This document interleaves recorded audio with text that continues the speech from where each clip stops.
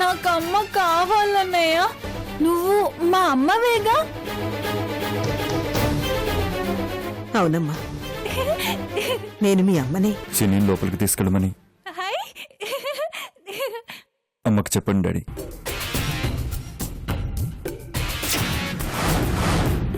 నీ పేరు బిల్లానా? ఈ మందు వెళ్ళేస్తే ఎవరు బిల్లానో తెలుస్తుంది. ఈ ఎనర్జీ కోసం కాస్త కూల్ డ్రింక్ ఏమైనా ఇవ్వకపోయావా?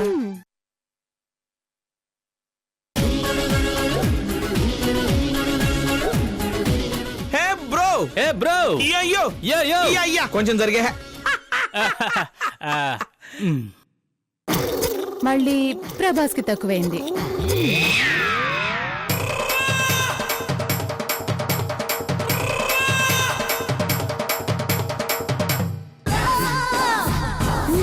ఇప్పుడు సరిపోయింది. ఒకరికి ఎక్కువ లేదు, ఒకరికి తక్కువ లేదు, ఇద్దరికి ఈక్వల్ గా ఉంది. అంటే ఆ విధంగా మీ ఇద్దరు ఫ్రెండ్స్ అయ్యారన్నమాట. అదే టచ్. ప్రభాస్, జ్యూస్ తీసుకో. Thank you. ఏమండి, మీరు కూడా తీసుకోండి. No thanks. Why dude have it. Cheers. తాగండి, తనకి కంపెనీగా ఉంటుంది. నాకొద్దు, నాకు తాగే మూడు కూడా లేదు. వాట్ డార్లింగ్, మీ ఆయనకి షుగరా? జ్యూస్ తాగనట్టున్నాడు. హలో, నాకు షుగర్ లో బెల్లాలు ఏమీ లేవు. ప్లీజ్ ప్రభాస్ ముందు నా పరువు తీయకండి, తాగండి. నాకు వద్దు గంగా, నాకు ఇష్టం లేదు. తాగుతారా లేదా? అయ్యో నాకు వద్దు గంగా, నేను తాగని చెప్తున్నాను కదా. అయ్యో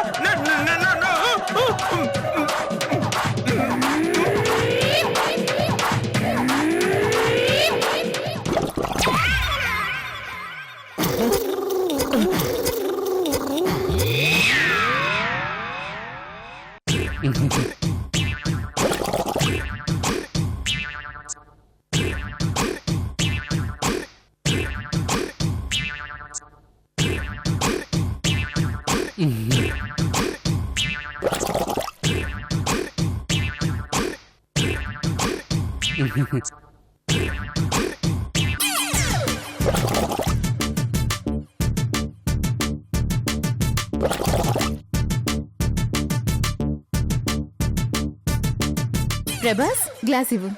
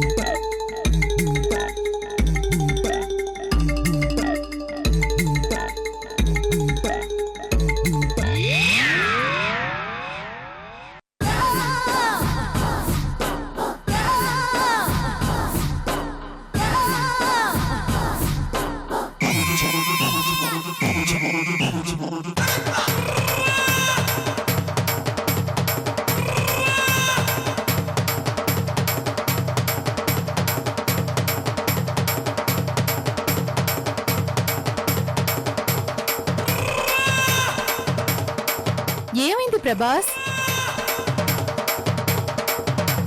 ఏమైందండి?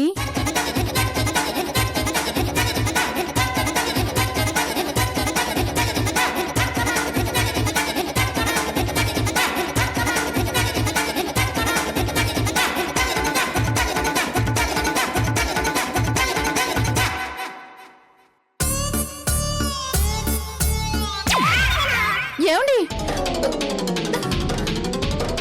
ఏమండి? ఏమండి? ఏమైందండి? ఏమండి? ఏమండి? ఏమైందండి? ప్రభాస్,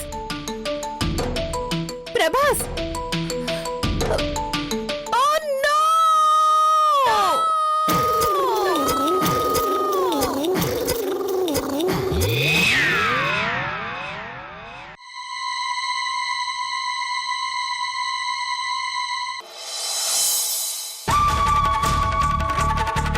కృష్ణకి లక్షల మనీ ఇచ్చింది. సాక్షాత్తు చెప్తున్నాను, చూపిస్తాను. కానీ నువ్వు డబ్బు మనిషివని, డబ్బు కోసం మన స్నేహాన్ని పణంగా పెట్టావంటే నీ మీద అసహ్యం వేస్తుంది.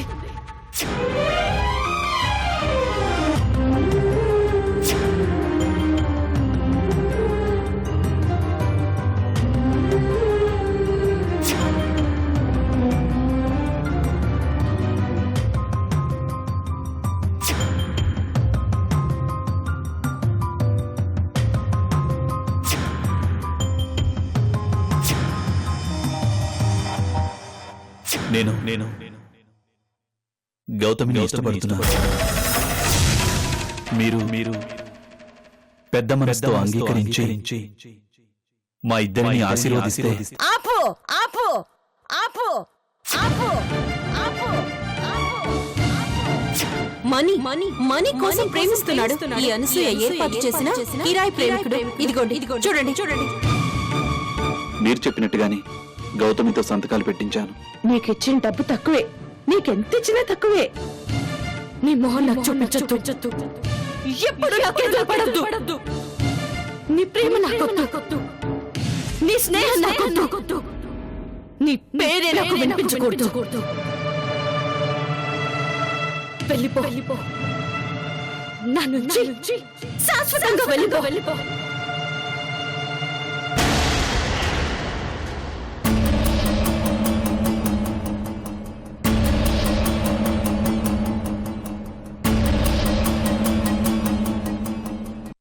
రామ్,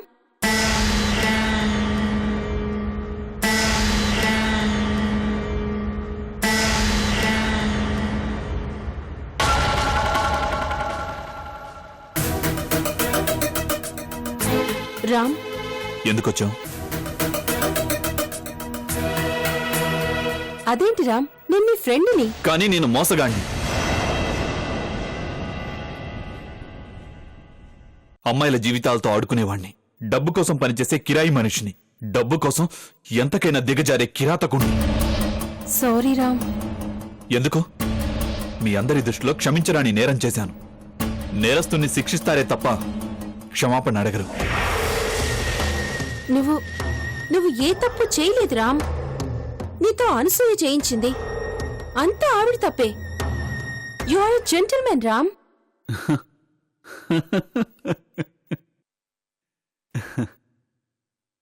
నేను నేరస్తుండని ప్రూవ్ చేసిన నువ్వే ఇప్పుడు మంచివాడని సర్టిఫికెట్ ఇస్తుంటే నవ్వొస్తోంది ఇషిక. నా మీద నాకు కోపం కూడా వస్తోంది. నేను మనిషిగా ఎందుకు పుట్టానా అని నా మీద నాకే అసహ్యం పుడుతోంది. ఈ బ్రతుకుపైనే జుగుప్స కలుగుతోంది. No Ram. Shut up Ishika. ఇన్నాళ్ళు నిన్ను ఫ్రెండ్ అనుకున్నాను, ఆడపిల్లవనుకున్నాను, మనిషి అనుకున్నాను.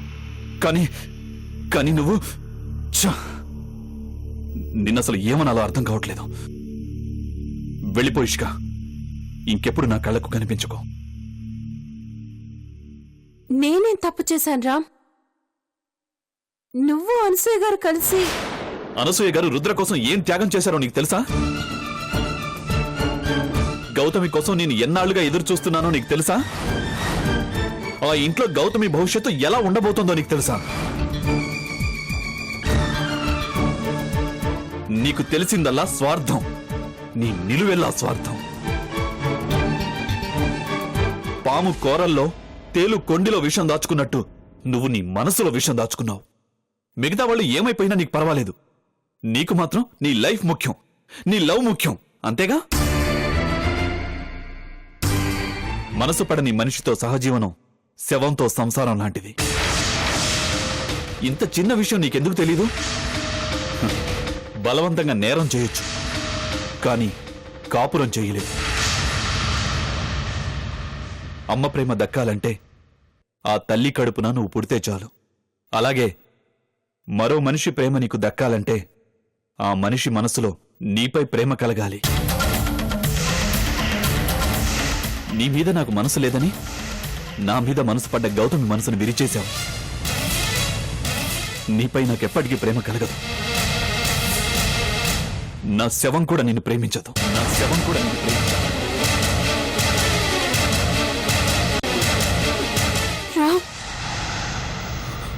వెళ్ళిపో. ఆల్రెడీ మనస్సు చచ్చిన వాణ్ణి మరో మనిషిని చంపేంత స్థాయికి నన్ను తీసుకెళ్ళదు. నీ మనసులోంచి నన్ను తుడిచేయి. నేనొకడున్నానన్న విషయం మర్చిపో. నేను బ్రతికుంటే భవిష్యత్తులో ఎప్పుడు మళ్ళీ నాకు కనిపించకు. నా కళ్లకు మళ్ళీ నిన్ను చూడాలని గాని, నా చెవులకు మళ్ళీ నిన్ను వినాలని గాని లేదు. నాలోని ప్రతి రక్తకణం నిన్ను ద్వేషిస్తోంది. ఆ వేడి నా పిడికిట్లోకి రాకముందే వెళ్ళిపో.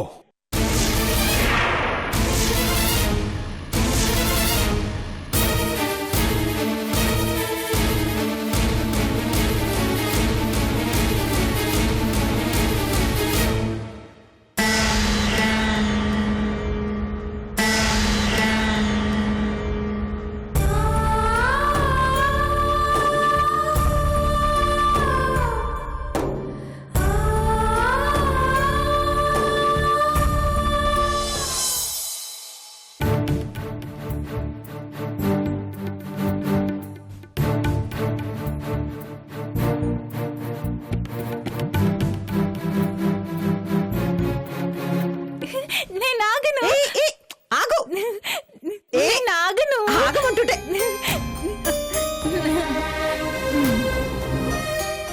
అన్నం తిన్నావు కదా, ఇంకా నిద్రపోవాలి. సరేనా?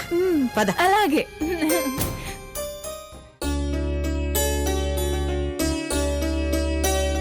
అన్నయ్య గుడ్ నైట్ చెప్పు.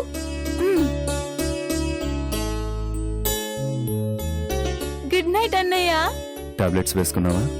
అమ్మ మింగించిందిగా, భోజనం కూడా తినిపించింది. వెళ్ళి నిద్రపో. Good night. Good night. చెప్పేశాను.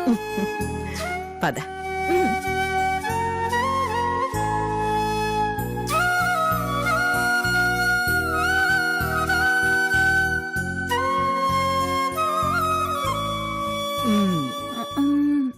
బంగారు తల్లి, కళ్ళు మూసుకుని నిద్రపోవాలి.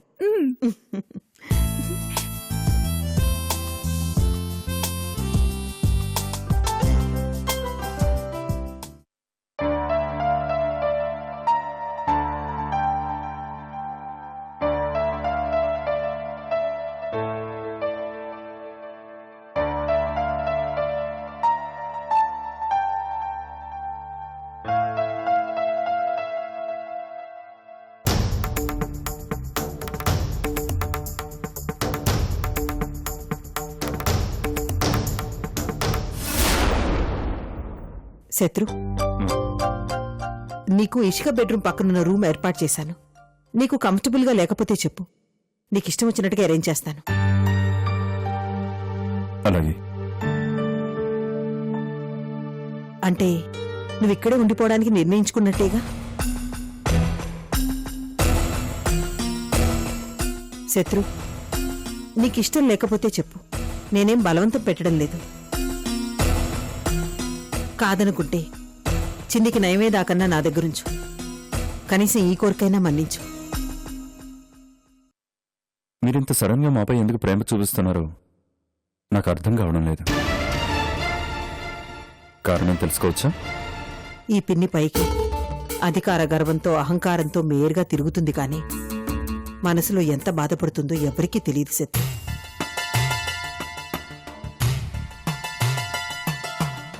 నా బాధని ఎవరూ పంచుకోరు. కనీసం మీ డాడీ ట్రై చేయరు. నేను గుంపులో ఉన్న ఏకాకిని.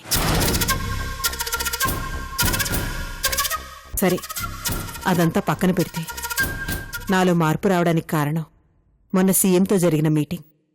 అదే నన్ను మార్చింది. ఏంటా మీటింగ్?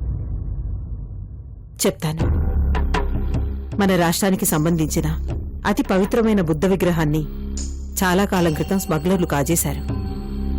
మీడియాకి ప్రజలకి ఈ విషయం తెలిస్తే పరువు పోతుందని గవర్నమెంట్ వారు గోప్యంగా ఉంచారు. కానీ స్మగ్లర్లు ఆ విగ్రహాన్ని హైదరాబాద్ తీసుకొస్తున్నారు. ఈ విషయం సీఎం గారు నాతో చెప్తూ ఈ సిటీ మేయర్గా విగ్రహాన్ని స్మగ్లర్ల దగ్గర నుంచి ఎలాగైనా కాపాడి మ్యూజియంలో పెట్టమని రిక్వెస్ట్ చేశారు. ఈ విషయం నాకే కాకుండా పోలీసులతో కూడా చెప్పొచ్చు. కానీ పోలీసుల్లో కొంతమంది స్మగ్లర్లతో కలిసున్నారు. అందుకే ఎవరిని నమ్మడానికి వీల్లేదని, ఒకవేళ వాళ్ళకి ఈ విషయం తెలిస్తే దొంగ చేతికి తాళాలు ఇచ్చినట్టు అవుతుందని సీఎం గారు నా దగ్గర బాధపడ్డారు. అందుకే నీ కొడుకు సహాయంతో ఎలాగైనా ఈ దైవ కార్యాన్ని నెరవేర్చమని ఆయన నన్ను అడిగారు.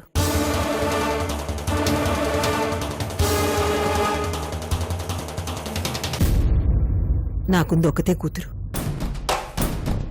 అది పెళ్ళైతే అత్తారింటికి వెళ్ళిపోతుంది. నాకు వారసులెవరున్నారా అని ఆలోచించాను. అప్పుడు నా అహంకార పొరలు తొలగి ఇంతకాలం నేను చేసిన పొరపాటు అర్థమైంది. కనీసం ఇప్పుడైనా మారకపోతే ఆ దేవుడు కూడా నన్ను క్షమించడు. రక్తం పంచకపోయినా వారసత్వం పంచడానికి నాకు కొడుకున్నాడని నాకు అర్థమైంది.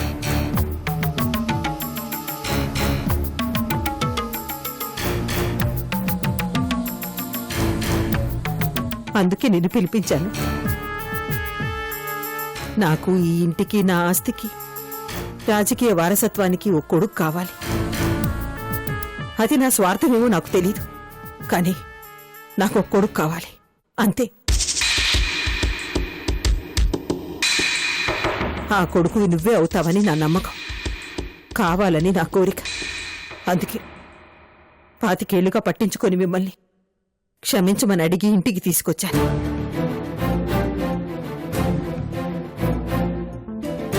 ఇక నిర్ణయం నీ చేతుల్లోనే ఉంది శత్రు.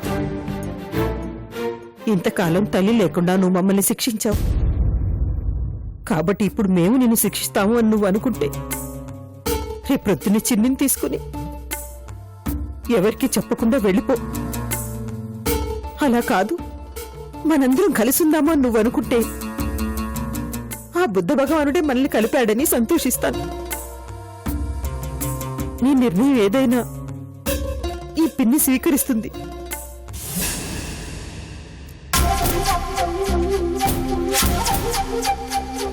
ఏముంది, నువ్వు చిన్నిని తీసుకుని వెళ్ళిపోతే దైవ కార్యాన్ని నేను చెయ్యలేను, నాకు కొడుకులు లేరు, సారీ అని సీఎంతో చెప్పేస్తాను.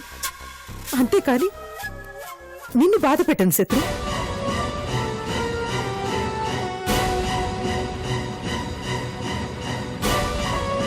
నేను పడుతున్న బాధ చాలు, నా పిల్లలకొద్దు. నీ ఇష్టం.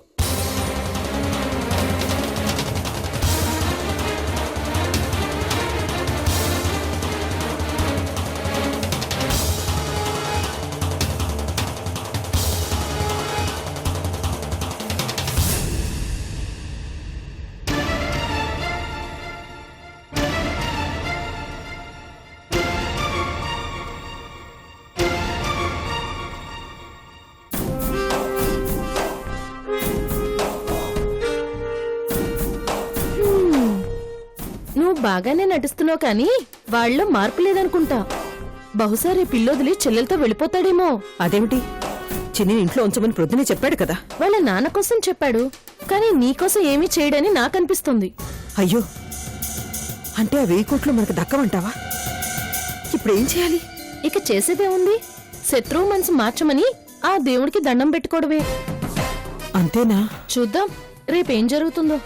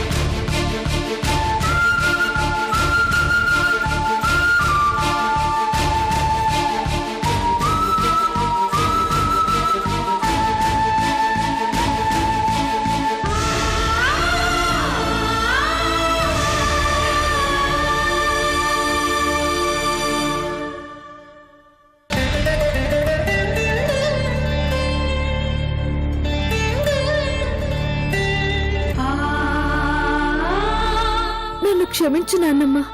నన్ను కాని అమ్మ చనిపోతే ఆ లోటు తెలియకుండా అమ్మ కన్నా మిన్నగా నన్ను పెంచావు.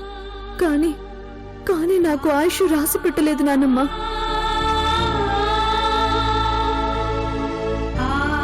ఇంతకు ముందోసారి తెలియని తనంతో ఉత్తరం రాసి వెళ్లిపోయాను. ఇప్పుడు తెలిసి వెళ్లిపోతున్నాను నాన్నమ్మ. ఈసారి మీకు రాయడానికి నా దగ్గర అక్షరాలు లేవు, కన్నీళ్లు మాత్రమే ఉన్నాయి. ఈ కన్నీళ్లను మీకు చదువు రాకపోయినా చదువుకోగలరు, కానీ తట్టుకోలేరు. అందుకే ఈ కన్నీళ్లను నాతోనే తీసుకెళ్తున్నాను. నా పెళ్లిని చూడాల్సిన నువ్వు నా చావును చూడలేవని వెళ్ళిపోతున్నాను. నన్ను క్షమించు.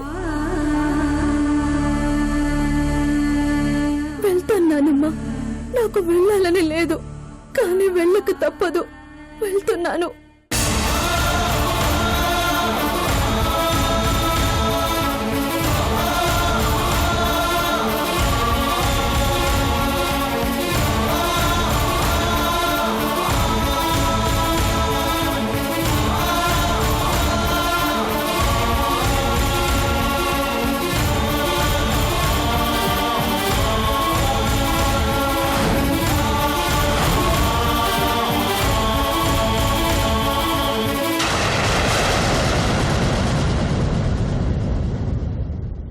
కృష్ణవేణి, నువ్వు చెప్పేది నిజమా?